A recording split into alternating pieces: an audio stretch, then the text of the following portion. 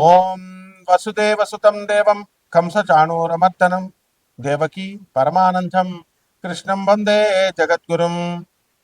శ్రీకృష్ణం వందే జగద్గురుం. శ్రీ రాధాకృష్ణాభ్యాం నమ. అర్జునం వందే జగదేక వీరం. మన గురుదేవులైనటువంటి గోపాల్ రెడ్డి గారు, అలాగే వేణు గారు, మరి మీకు వారు అందరూ కూడా పొదరిల్లు, గుడిగంటలు, అలాగే ప్రస్తుతం తీస్తున్నటువంటి మళ్ళీ సీరియల్లో మీకు అందరికీ కూడా సుపరిచితులే. అలాగే మన ఛానల్ నడుపుతున్నటువంటి చంద్రమౌళి గారు, మరి దత్తాత్రేయ గారు, వీరందరూ కూడా మీ అందరికీ కూడా ఉగాది పరాభవనామ సంవత్సర శుభాకాంక్షలు తెలియజేస్తున్నారు. మరి వారందరికీ కూడా వారందరి తరపున, మరి నా తరపున మీ అందరికీ కూడా ఉగాది శుభాకాంక్షలు తెలియజేస్తూ, నరఘోష అనేటటువంటిది ఎంతవరకు మన జీవితాల్లో ప్రభావితం చేస్తుంది అనేటటువంటిది మనం చూద్దాం. ఒక ఫిజిక్స్లో మరి ఒక ప్రొఫెసర్గా మనం నరఘోషలు, ఈ యొక్క నరదిష్టులు, చేతబళ్ళు అనేటటువంటి వాటిని మనం ప్రోత్సహించాం. అయినప్పటికీ కూడా ఆధ్యాత్మికంగా, అలాగే పురాణాల్లో, మరి రామాయణంలో ముఖ్యంగా వీటి యొక్క ప్రస్తావన ఉంది.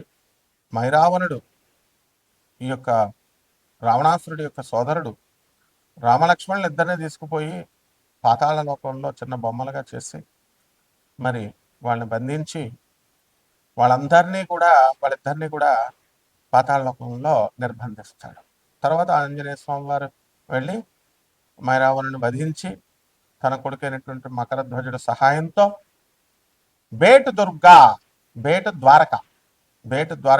ద్వారకలో మనకి గుజరాత్లో ఉంది. మరి అక్కడి నుంచి ఇద్దరు పాతాళ లోకానికి వెళ్తాడు స్వామివారు. అది బెర్ముడా ట్రయాంగల్ అనేటటువంటిది మీరు విన్నారు. అట్లాంటిక్ మహాసముద్రంలో ఉంటుంది.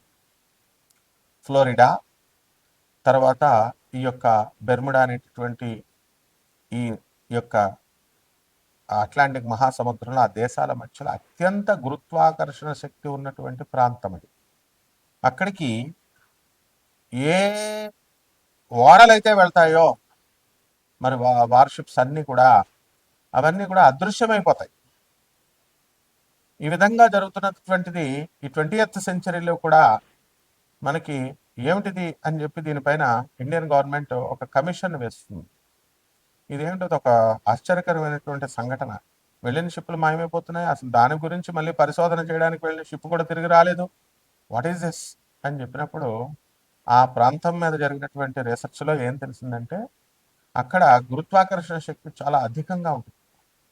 అక్కడ మ్యాగ్నెటిక్ నార్త్ పోల్ను చూపించదు కంపాస్, ఒరిజినల్ నార్త్ పోల్ను చూపిస్తుంది. వేవ్స్ కూడా ఎలా ఉంటాయంటే భయంకరంగా ఉంటాయి. సో అక్కడ వెళ్ళినటువంటి ఈ యొక్క వార్షిప్స్కి మనకి ఆ మాయమైపోవడం, ఇలాంటి సంఘటనలన్నీ కూడా చూసి ఇది మిస్టిక్గా, ఆశ్చర్యకరంగా మరి ఏమిటి అనేటటువంటి దాని మీద ఇంతవరకు కూడా క్లారిటీ లేదు. సైంటిఫిక్గా అన్ని ప్రూవ్ కావు. కాబట్టి ఈ యొక్క నరఘోష అనేటటువంటిది మనకి హీరో సుమన్ గారిని మనం తీసుకున్నప్పుడు ఆయన చాలా మేధావి, చాలా మంచివారు. మరి నేను ఒక మహోగ్ర తారగా ఎదిగిపోతున్న రోజుల్లో నా పైన చేతబడి చేయించారు అని చెప్పి ఆయన తన సొంత ఇంటర్వ్యూలో ఆయన స్వయంగా చెప్పడం జరిగింది. అటువంటి మహామేధావి చెప్పినటువంటి ఆయన యొక్క మన ఇంటర్వ్యూని మనం కొట్టి పారేయలేము. మరి దీని అంతటికీ ఏమిటి అంటే నరఘోష, నరదృష్టి. వీళ్ళు ఎక్కడుంటారా నాయన అంటే మన బంధువుల్లో, మన మిత్రుల్లో, మన పక్కన ఉన్నటువంటి వాళ్ళే కాంపిటీటర్స్గా, రైవల్స్గా తీసుకుంటారు, దిష్టి పెడతారు అని ఉంటుంది. దీన్ని అదునుగా తీసుకొని పూనకాలు వచ్చేవాళ్ళు, అంజనం వేస్తామనేటటువంటి వాళ్ళు, పురోహితులు, మంత్రగాళ్ళు, ఇలా కపట బ్రాహ్మణ, కపట జ్యోతిష్కుల, కపట మంత్రగాళ్ళంతా కూడా ఏమని చెప్తారంటే మీ బంధువుల్లోనే ఉన్నారు, మేము పేర్లు చెప్పాం, ఇట్లా ఏదో చెప్తూ ఉంటారు. సో బంధువుల మధ్య గొడవ పెట్టడం, ఇవన్నీ కూడా పేర్లు చెప్పడం వల్ల, వెల్లడించడం వల్ల. ఇవన్నీ పక్కన పెడితే నరదృష్టి అనేటటువంటి వినాయకుల వారి యొక్క ఫోటోలు వస్తున్నాయి, అందరూ ఇంటి ముందు తట్టుకుంటారు. మరి మన గురువుగారు అయినటువంటి శ్రీమాన్ నండూరి శ్రీనివాసరావు గారు కూడా ఆయన ఒక సాఫ్ట్వేర్ ఇంజనీర్గా ఉండి మరి శ్రీ వైష్ణవులై మరి సాక్షాత్తు మా గురువు గారైనటువంటి ఇకిరాల వేదవ్యాస్ గారికి బంధువులై వారు కూడా నాకు ఈ యొక్క నరఘోష నరదృష్టి వల్ల మనందరం కూడా మనం దాని ఎఫెక్ట్ ఉంటుంది అని చెప్పి వారి యొక్క వీడియోల్లో చెప్పడం జరిగింది. ఇవన్నీ ప్రాక్టికల్ విషయాలు. ఇక మనం విషయానికి వచ్చినట్లయితే ఇప్పుడు ఒక మనిషి ఒక కుటుంబంలో నిరుపేద కుటుంబంలో నలుగురు దాయాదులు పెరుగుతారు. ఒక వ్యక్తి తన సొంత ఆలోచనల వల్ల కానీ తన సొంత ప్రతిభతో కానీ తన కష్టంతో కానీ ఎదుగుతాడు. ఎదిగిన తర్వాత ఏం జరుగుతుందండి? అరే మా పెదనాన్న కొడుకు ఎదిగాడు, నేను ఇలాగే ఉండిపోయానని చెప్పి ఎదగినటువంటి వాళ్ళు ఒక రకమైనటువంటి ఒక క్రూర దృష్టితో చూస్తారు. ఆ దృష్టి ఏమవుతుందంటే నరఘోషగా నరుని యొక్క దృష్టికి నాపరాయి కూడా పగిలిపోతుంది అనేటటువంటి సామెత ఊరికినే రాదు కదా, నిప్పులేందే పొగ రాదు కదా. మరి ఈ విధంగా ఇటువంటి టాపిక్స్లో దిట్ట అయినటువంటి మరి మన చంద్రమౌళి, మన దత్తాత్రేయుడు, దత్తుడు, వీళ్ళందరూ కూడా ఛానల్ ఓనర్స్ అనమాట. ఈ టాపిక్కే చెప్పండి గురువుగారు అంట. కాబట్టి మేము సైన్స్ ప్రొఫెసర్లను అయినా మరి ఆధ్యాత్మికవేత్తలమైనా ఎటువంటి ఎంకరేజ్ చేయకూడదైనా అన్నా సరే కూడా ఇవి ఉన్నాయి కాబట్టి చెప్పండి గురుగారు, మిగతా పంతులు గారు చెప్తున్నారు అని చెప్తారు, సహజమే. మీకు ఒక ఉదాహరణ చెప్తాం. కలకత్తా నుంచి కోనార్క్ ఎక్స్ప్రెస్ లేకపోతే భువనేశ్వర్ నుంచి వస్తూ ఉంటాయి. మేము అస్తమానం కలకత్తా మా గురుదేవులైనటువంటి ప్రభాత్ రంజన్ సర్కార్ గారి యొక్క హెడ్ క్వార్టర్స్ ఆనంద్ మార్గ్ ఆశ్రమం ఇంటర్నేషనల్ కోఆర్డినేటర్ నేను, అలాగే రిప్రజెంటేటివ్ గురువు నేను.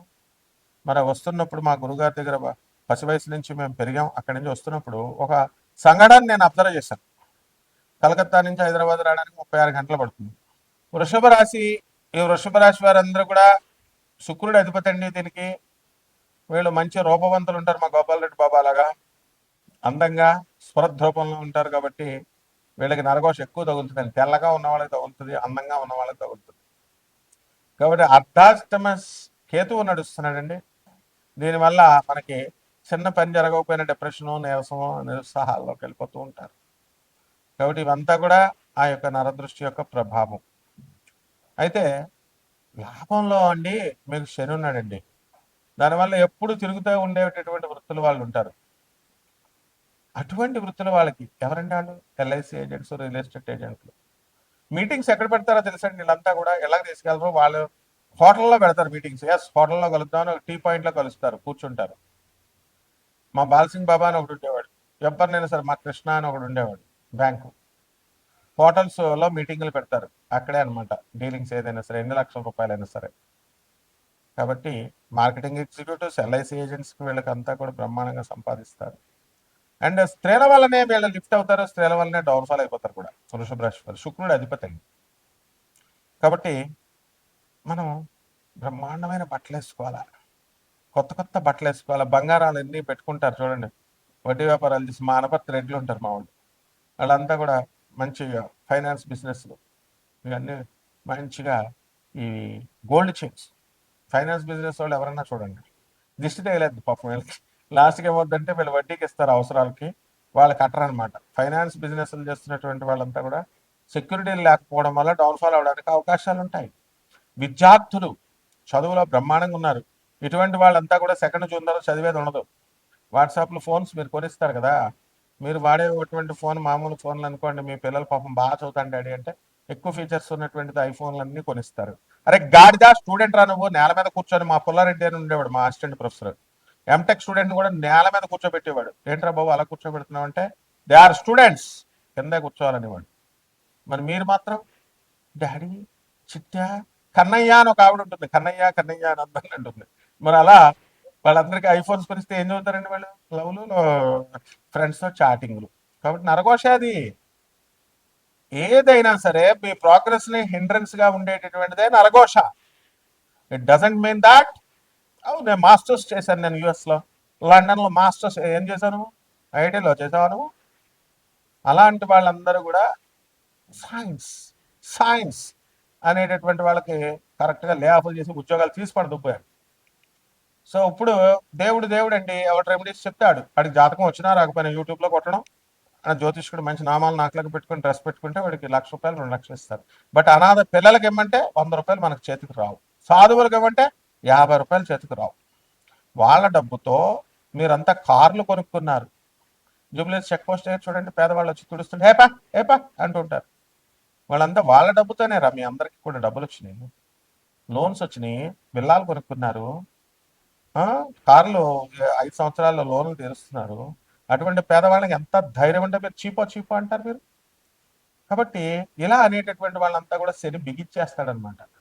పారాలసిస్ ఇలాంటివన్నీ వ్యాధులు ఎందుకు వస్తాయి అనుకుంటున్నారు? పెద్ద పెద్ద డానులు చూశాను నేను, పెద్ద పెద్ద సైట్లని కబ్జాలు చేసినటువంటి వాళ్ళు లాస్ట్ పారాలసిస్ ఇలా చెయ్యాల. సో శనీశ్వరుడు అంత గొప్పవాడు. అటువంటి శనీశ్వరుడు ఈ వృషభ రాశి వాడికి చాలా మంచిగా హెల్ప్ చేస్తాడు. కాబట్టి మీ అందరూ కూడా వృషభ రాశి వాళ్ళందరూ కూడా అద్భుతంగా మీరు దాన ధర్మాలు ఇవన్నిట్లో చేసుకోండి. అవినీతి పనులు ఇవన్నీ పర్మనెంట్ కాదు. మీ బాడీ అంతా 60 సంవత్సరాలతో ఇసిరి అవతల పడేస్తాడు శనీశ్వరుడు. Your body is not your own. నాది బాడీ అని పెర్ఫ్యూమ్స్ కొట్టుకోవడం కాదు, ఇసిరి అవతల పడేస్తాడు. మీ పిల్లలంతా కూడా బయట పడేస్తారు సార్ బాడీని, ఇంట్లో కూడా ఉన్నావు, ఎందుకని ఇల్లు సంవత్సరం ఖాళీ చేసేయాలి కాబట్టి. So this is the reality చెప్పాడు యథార్థవాది లోక విరోధి అంటారు కదా. మనల్ని ఎంత లోక విరోధం అనుకున్నా మనం యథార్థమే చెప్తాం. కాబట్టి వృషభ రాశి వారికి బ్రహ్మాండంగా ఉంది. ఈ సంవత్సరం అంతా కూడా తిరుగులేదు. మీకు దాన ధర్మాలు చేసుకుంటే కనుక మీకు కోరుకున్న చోట్లకి ట్రాన్స్ఫర్లు వస్తాయి, ఉద్యోగాల్లో ప్రమోషన్స్ వస్తాయి. సినిమా వాళ్ళు మంచిగా బ్రహ్మాండంగా సక్సెస్ అవుతారు. మీడియా రంగంలో ఉన్న వాళ్ళకి ప్రమోషన్స్ వస్తాయి. ఇక చిన్న రెమెడీస్ ఏం చేస్తామండి చెప్పండి? దేవతా వృక్షాన్ని పూజ చేయడం, పువ్వులు దొరుకుతాయి, పక్కింటి వాళ్ళు పువ్వులు కోసేయడం. మనం పువ్వులు కొంటే ₹100 కోసేసి దొంగ పువ్వులతో దేవుడికి పూజలు చేయడం. ఇవి కాకుండా మనం సొంతంగా ఓనర్ కూడా 4 పువ్వులు ఉంచాం. పువ్వులు కొయ్యండి, చక్కగా సూర్యనారాయణ మూర్తికి పూజ చేసుకోండి. కిలోంపావు గోధుమల్ని పసుపు రంగు లేదా ఆరెంజ్ రంగు వస్త్రాన్ని ఇచ్చి పేద బ్రాహ్మణుడికి దానం చేసుకోండి. చంద్రగుప్త మౌర్యలాగా అయిపోతారు. రావి చెట్టుకి ప్రదక్షిణాలు చేసుకుంటాం, సూర్యాయ నమః అంటూ చేసుకోండి. శుభమస్తు.